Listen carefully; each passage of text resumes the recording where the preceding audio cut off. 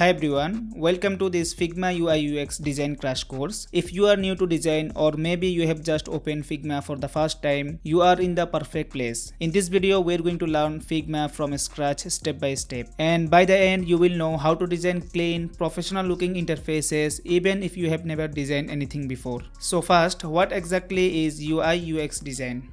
UI stands for user interface. It's all about how things look, the layout, buttons, colors, and typography.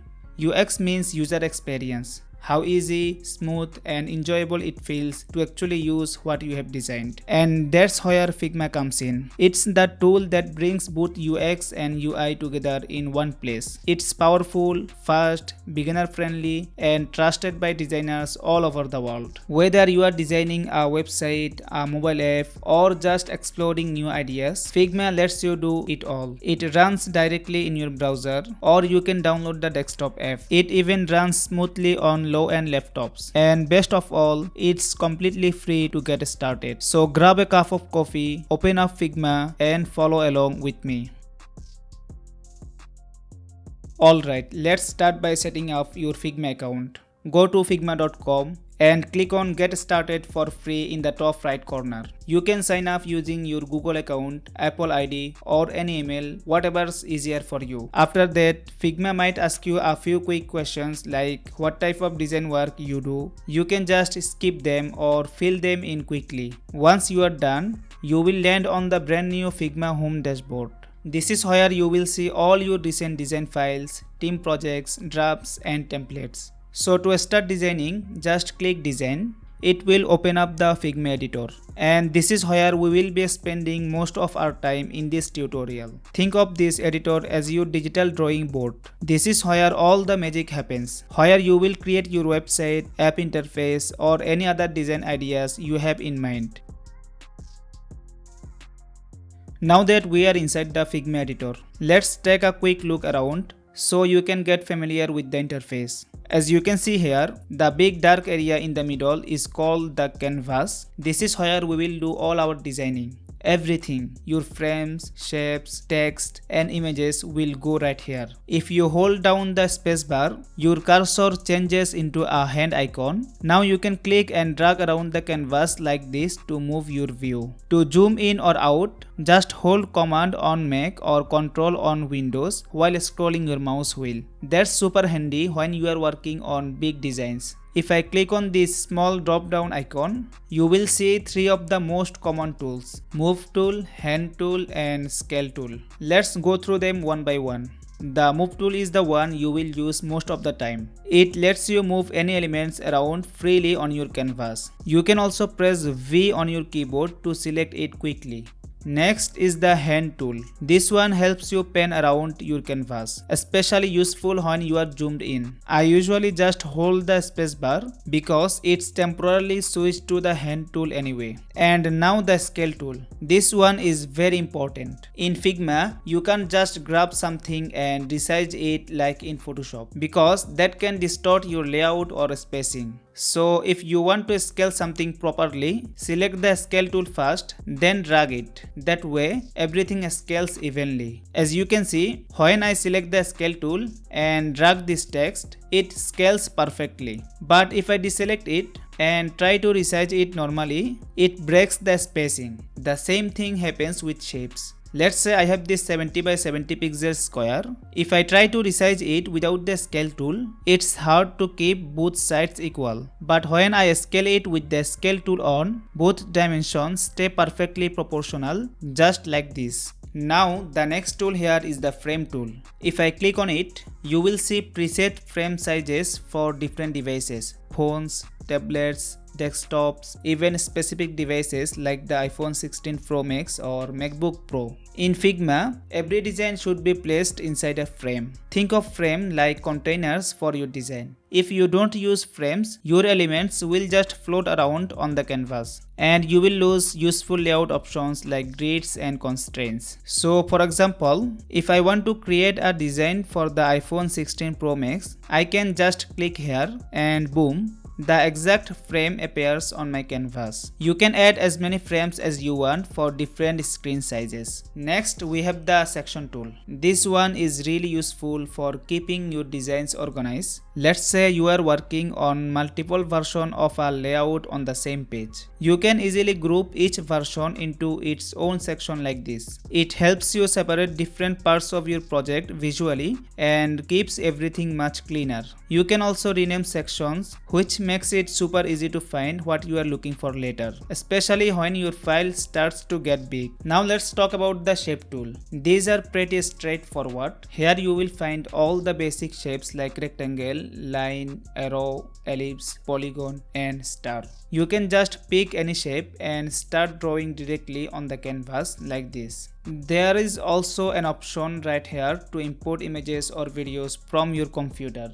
You can use it if you want, but honestly, I usually just drag and drop my files straight into Figma. It's faster and easier. Next, we have the pen tool and the pencil tool. The pen tool is great for creating custom shapes and paths, kind of like what you would do in Illustrator or Photoshop. You can click point by point to draw precise shapes or icons. The pencil tool, on the other hand, lets you freehand draw directly on the canvas. It's like sketching with a real pencil. This can be really helpful when you are just brainstorming or drawing quick ideas before refining them. Then we have the text tool, which is super important and one of the tools you will use the most. Just click anywhere on the canvas and start typing like this. Or if you want a faster way, just press T on your keyboard and you can instantly start typing anywhere. We will be using this tool a lot to create headings, paragraphs, and labels throughout our design. Now here is something really interesting, the comment tool. If you are working in a team or sharing your file with others, anyone can click this and leave a comment directly on your design. It's perfect for collaboration and feedback, especially when you are working on client projects or team reviews. After that, you will notice a feature called actions. This is one of my favorite things about the new Figma UI. It's kind of like a universal search bar, but much more powerful. You can use it quickly to find plugins, icons, widgets, or assets, and even trigger certain commands without having to look through menus. For example, let's say I want to add a stock image from Unsplash. I can just type here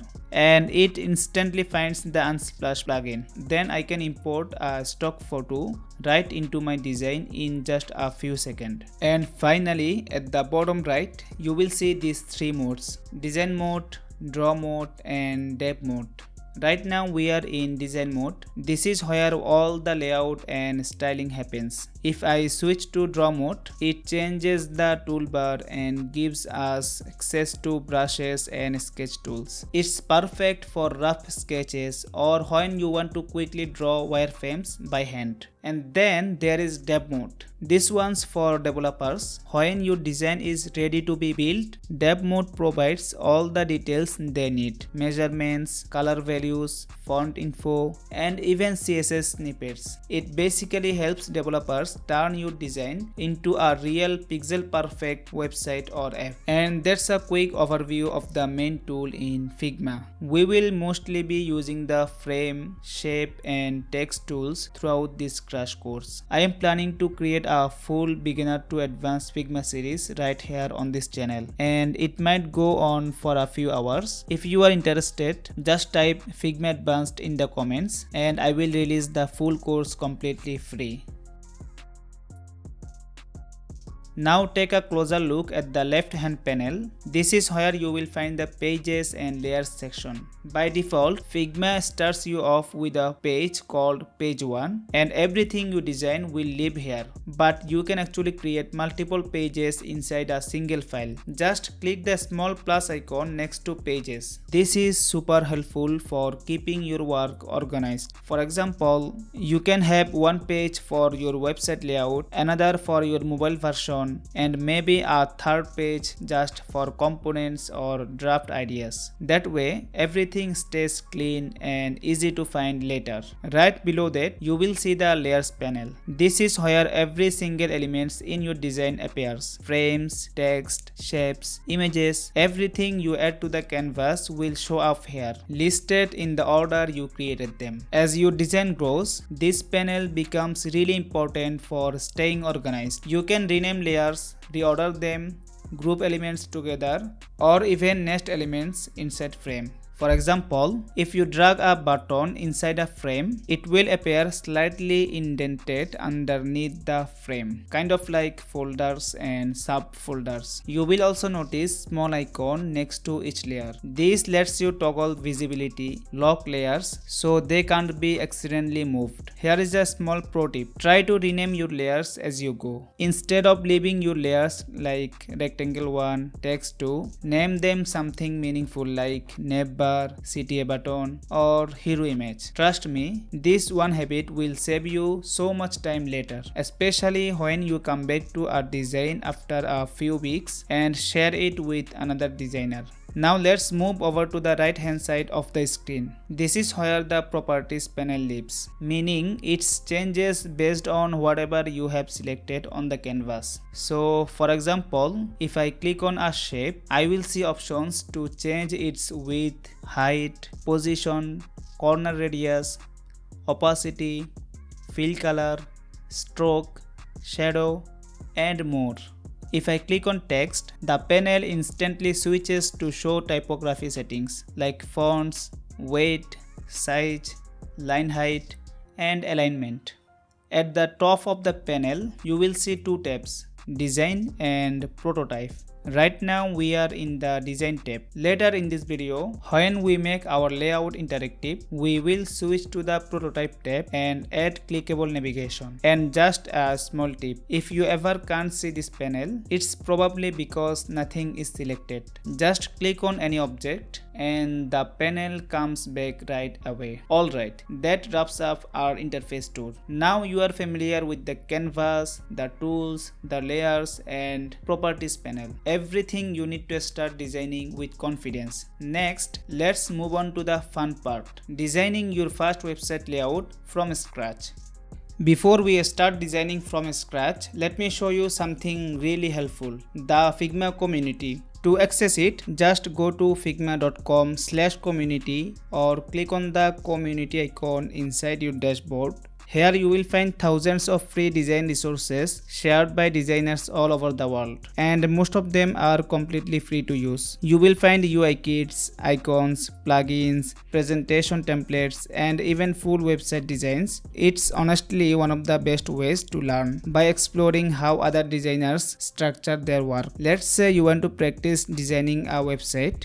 Just type website in the search bar and you will see tons of beautiful website templates you can use for inspiration or practice. For this video, I have picked a simple website design from the community. Let's click on Open in Figma, and as you can see, it opens right into my Figma editor. Now I can explore how this design was made. I can check how they structured the layout, what fonts they used, how the spacing is done, and then try to recreate something similar step by step. By the way, you will find the practice file in the description so that you can follow along with me. Alright, let's start building our very first website layout. Go down to the bottom toolbar, select the frame tool, and from the presets, choose a desktop frame. I'll go with this desktop size for now. As you can see, this blank frame will be the base for our entire web layout. Now let's start designing the navbar section. First, I'll create the logo area. I am going to use a small frame of around 30 by 30 pixel for the logo background. To make it stand out, I'll give it a black fill. And to make it circular, I'll set the corner radius to 25 pixels. Now inside this small frame, I will drop in a logo. You can use any icon you like. For this example, I am just using this random logo shape. Next, let's add the text beside the logo. Select the text tool and type soundtrack in all caps. For the font, we are going to use Poppins. It's a clean modern typeface. Set the font size to 14 and font weight to bold. Now, to perfectly align the logo with the text, I'll select both of them and put them inside an auto layout. The shortcut for that is Shift A. If you are new to auto layout, don't worry, I will cover it in detail in an upcoming video. For now, just remember that auto layout automatically aligns and spaces your elements so everything looks balanced. Next, let's recreate the navigation link, how it works, library and pricing. I will grab the text tool again and type how it works. Change the font weight to regular and font size to 13. Now I will add this text layer into an auto layout and then duplicate it twice by pressing Command or Ctrl D. Then just change the text to library and pricing. Always try to rename your layers properly. It's one of the best habits to have in Figma. Now let's space these navigation links properly. Select the auto layout that contains them and increase the gap between each link. Around 60 pixels will be fine. Then I will select both the logo group and the navigation links group and add them into another auto layout together. That keeps everything aligned in one line. Between the logo and the links, I will set the gap to around 65 pixels to give it a little breathing room. Next, let's create the right side links, sign up and login. So again, I will select the text tool and type sign up. Set the font weight to semi-bold and the font size to 13. Then I will add it to an auto layout, rename it properly and duplicate it by pressing Command or Ctrl D. Now I will change the duplicated text to login. Select both of these text layers together and increase the gap between them. Around 120 pixels should look balanced. Now to align everything, I will select all three main groups, the logo section, the nav links and the sign up login section. Then I will put them into one final auto layout. Now everything is aligned perfectly and stays responsive if we move or adjust it. Finally, let's add this background shape behind the login area. Select the rectangle tool. The shortcut is R and draw a shape like this under the right section of the navbar.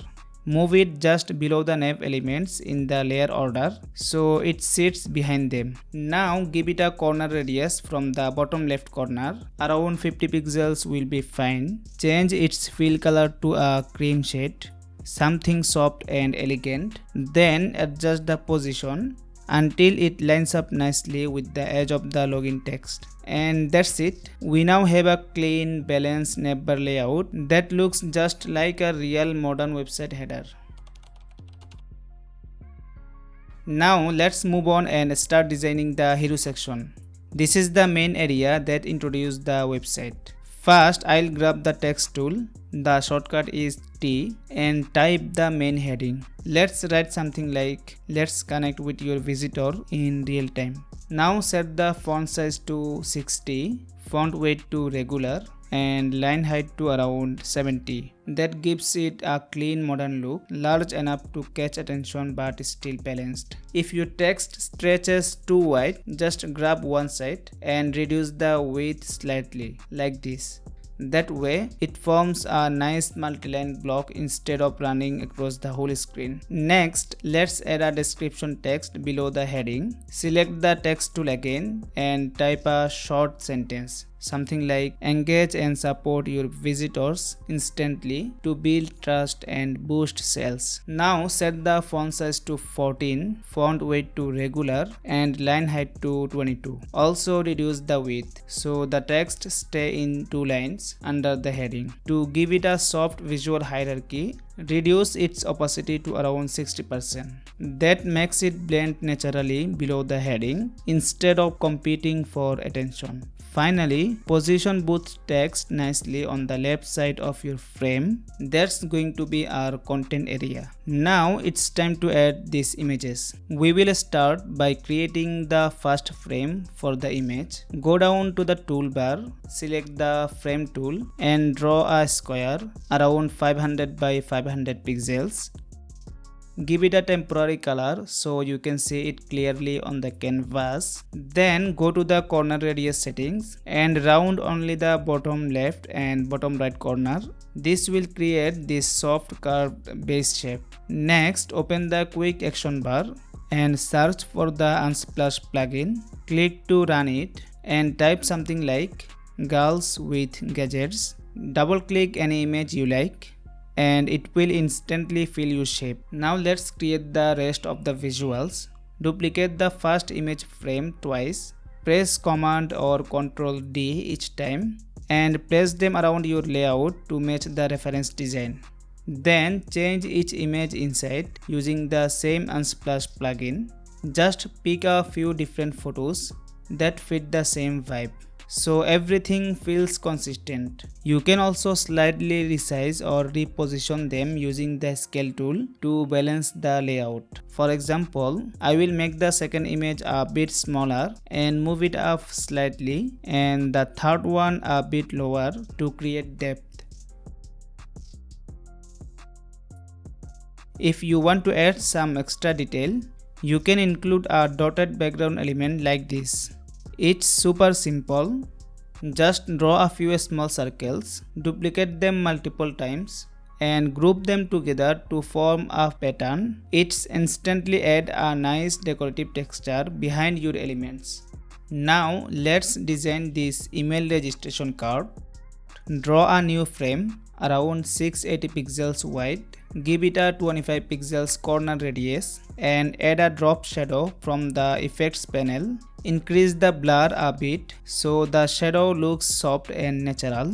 Inside this card, we will add two text layers. The first line will say register using email address. Set this to 30 pixels, regular weight. The second line will be the actual email. Set this one to 23 pixels, medium weight. Select both text layers and press Shift A to put them into auto layout.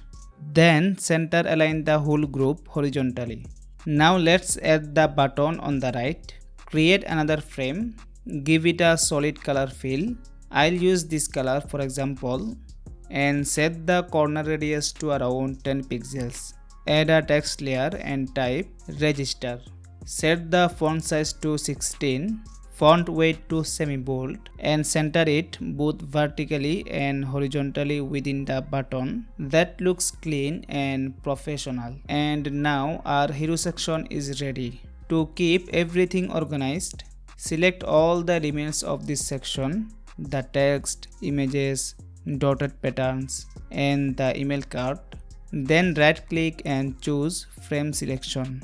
Let's rename this frame to hero section. This keeps all your elements inside one clean container. So if you move, resize or duplicate it later, everything stays perfectly aligned together. Now we are going to design our second section and this one's going to be super easy. First, I'll start by copying two of the shape layers from the hero section. These will act as our image containers for the new layout. To make them taller, I'll increase the width and increase the height for both shapes. That gives us a slightly vertical look, perfect for this section. Make sure to position them properly. Now I will change the image inside, just like we did before. Open the action bar, search for the Unsplash plugin, run it and replace the images. I will search for something like girls with computers and gadgets and double click to replace them instantly. Next, I will copy the heading and description from the hero section and paste them here on the left side. Since this is a new section heading, we will make it slightly smaller. Set the font size to 50 and line height to 60. Now replace the demo text with something like chat with visitors while they browse your site. For the description below, update it to something short and meaningful like offer instant help and make every visit more personal and interactive. To separate the content visually, let's add a small divider line. To do that, select the line tool, hold shift to keep it straight, and set the stroke color to a light gray. Then position it just below the heading. It adds a nice subtle touch. Now let's create the profile card below the description. Start by drawing a small 45 by 45 pixels frame. This will be the profile picture container. Give it a corner radius of 50% to make it circular, and add a solid fill so you can see it clearly. Now I will upload an image from my computer to use as the profile photo. If the image comes in too large, no problem. Just adjust it to fit perfectly inside the frame. Next, I will duplicate this description text. Set the opacity to 100%. Change the font size to 13 and set the font weight to medium. This will be our name text. I will type something like Alex Isaac. Then duplicate it one more time for the title line. Set this one to regular weight and maybe a slightly lighter color. Type something like CU of Online Academy.